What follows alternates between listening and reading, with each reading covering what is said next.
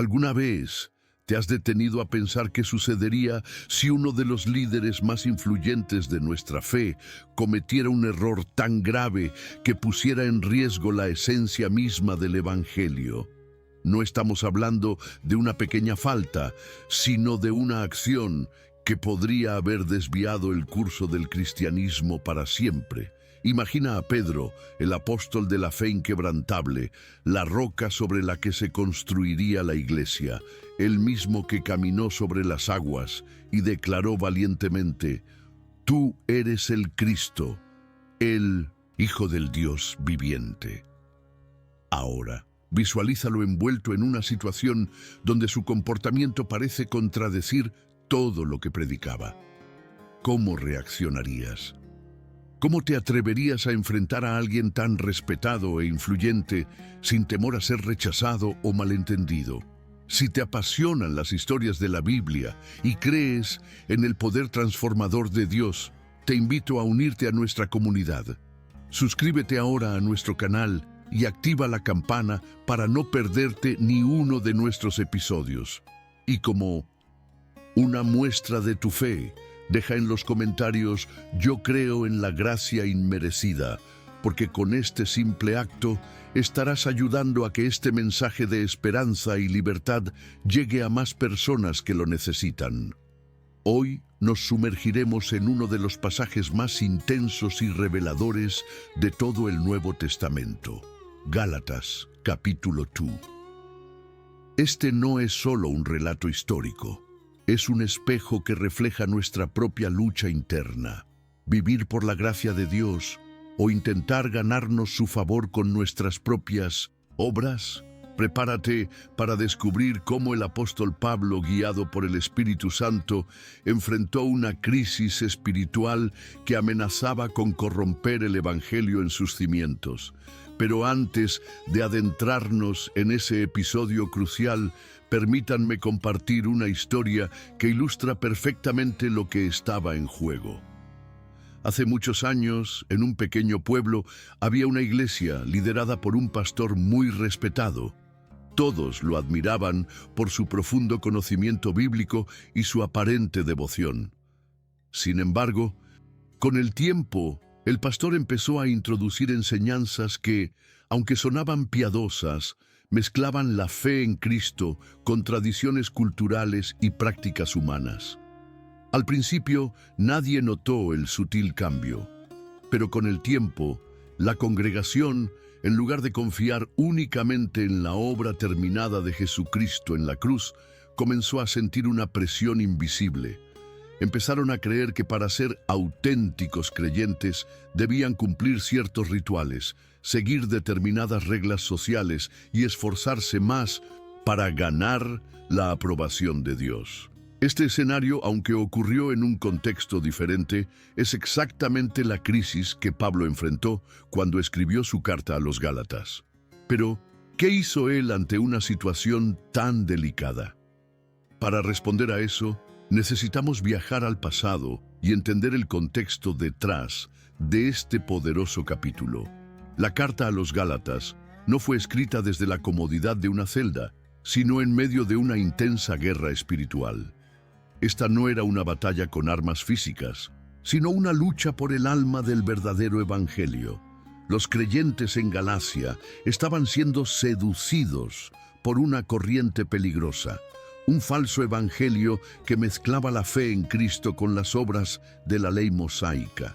En Gálatas 1, Pablo ya había advertido con fuerza: si alguien os predica un evangelio diferente al que os hemos predicado, sea anatema. Gálatas 1:8. Pero en el capítulo 2, la tensión se vuelve personal. Ya no se trata solo de ideas falsas, sino de acciones y comportamientos que ponen en peligro la verdad. Este capítulo nos transporta a un escenario inesperado, la ciudad de Jerusalén. Pablo se encuentra con los apóstoles, los líderes más reconocidos de la iglesia primitiva. Lo que estaba en juego no era un simple debate teológico, sino el corazón mismo del mensaje de salvación. ¿Es Cristo suficiente o necesitamos añadir algo más? ¿la fe sola salva o debemos cumplir ciertos requisitos para ser aceptados por Dios? En este contexto, Pablo nos relata cómo subió a Jerusalén después de 14 años de su conversión en el camino a Damasco, Gálatas 2:1. Este viaje no fue una visita casual, fue una misión divinamente guiada. Llevó consigo a Bernabé y, lo que es crucial, a Tito, un joven convertido gentil. Tito no tenía raíces judías ni había sido circuncidado. Su sola presencia era un testimonio viviente de la libertad en Cristo. Él era salvo únicamente por la gracia de Dios a través de la fe. En Jerusalén, Pablo se reunió en privado con los líderes apostólicos para exponerles el evangelio que había estado predicando entre los gentiles. Gálatas 2:2. No lo hizo por miedo, sino por estrategia espiritual, queriendo asegurarse de que su labor no había sido en vano y que no surgieran divisiones innecesarias. Pero es aquí donde encontramos a los falsos hermanos mencionados en Gálatas 2:4-5. Estos infiltrados querían obligar a Tito a circuncidarse, mezclando la gracia con las obras, la fe con la ley.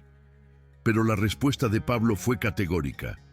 Ni por un momento nos sometimos a su exigencia para que la verdad del Evangelio permaneciese con vosotros. Gálatas 2:5. La defensa del Evangelio no era negociable.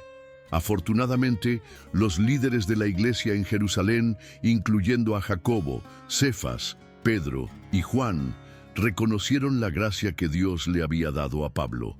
Comprendieron que el mismo Dios que obraba en Pedro para el evangelio de la circuncisión, obraba en Pablo para el de los gentiles. Gálatas 2:7-9. Hubo unidad, no rivalidad. Podrías pensar que la historia termina aquí, con un feliz acuerdo. Pero la tensión se traslada a otro lugar, a una de las escenas más dramáticas del Nuevo Testamento. Ahora nos movemos a Antioquía, una ciudad vibrante y diversa, donde cristianos de diferentes trasfondos compartían mesa y comunión libremente. Todo parecía ir bien hasta que Pedro llegó de visita. Al principio, Pedro vivía en plena libertad. Comía con los gentiles sin prejuicios, entendiendo que en Cristo no hay barreras raciales ni culturales. Sin embargo, la situación cambió drásticamente cuando llegaron a Antioquía algunos hombres de parte de Jacobo, los llamados de la circuncisión, Gálatas 2:12. Por temor a lo que ellos pudieran pensar, Pedro se apartó de los gentiles. Este no fue un simple error de etiqueta. Aunque Pedro no dijo verbalmente que los gentiles debían judaizar, su acción comunicaba ese mensaje. Su comportamiento implicaba que la comunión con los gentiles era de alguna manera menos pura que con los judíos. Y lo peor es que su hipocresía arrastró a otros. Como dice la Escritura, y en su simulación participaban también los otros judíos, de tal manera que aún Bernabé fue también arrastrado por la hipocresía de ellos. Gálatas 2:13. Bernabé, el fiel compañero de Pablo, fue influenciado por el miedo de Pedro. Fue en ese momento que Pablo, el apóstol de los gentiles, decidió actuar. Y su respuesta no fue en privado, fue un confrontamiento público. Pablo entendió que el problema no era una simple discusión personal. La conducta de Pedro había sido pública y la corrección también debía serlo. La verdad del Evangelio estaba en juego y no se podía permitir que un error de esa magnitud pasara desapercibido. En Gálatas 2:11, Pablo escribe: Cuando Pedro vino a Antioquía, le resistí cara a cara, porque era de condenar. La confrontación no fue motivada por orgullo, sino por un profundo celo por la verdad. Pablo le dijo a Pedro delante de todos: si tú, siendo judío, vives como los gentiles y no como judío, ¿por qué obligas a los gentiles a judaizar? Gálatas 2:14. La acusación de Pablo era demoledora. Le estaba diciendo a Pedro: Tu boca dice que somos salvos por la fe en Cristo, pero tus acciones están gritando que la salvación requiere algo más, que los gentiles deben adoptar prácticas judías para ser verdaderamente aceptados por Dios. Este momento nos enseña algo crucial. El Evangelio no solo se predica con palabras, sino también con acciones. Nuestra manera de vivir, de relacionarnos con los demás y de resolver conflictos forma parte de nuestro testimonio. Cuando nuestras acciones contradicen lo que predicamos, alguien debe hablar. Este episodio también nos muestra que incluso los líderes más influyentes pueden cometer errores graves. La grandeza de un líder no está en la perfección, sino en la humildad de reconocer sus fallas y permitir que otros lo corrijan cuando sea necesario. Pablo no dudó en enfrentar a Pedro porque la verdad del Evangelio era más importante que cualquier jerarquía o reputación personal.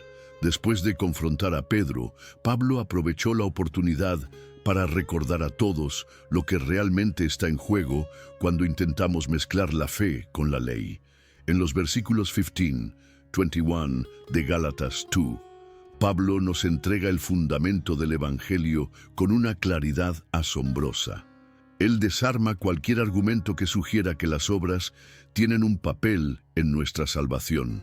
Nos dice: sabiendo que el hombre no es justificado por las obras de la ley, sino por la fe de Jesucristo. Gálatas 2:16. Y luego, en uno de los versículos más poderosos, nos da la clave para vivir por gracia. Con Cristo estoy juntamente crucificado, y ya no vivo yo, mas vive Cristo en mí. Gálatas 2:20. Esta declaración no es una simple frase piadosa, es una realidad transformadora.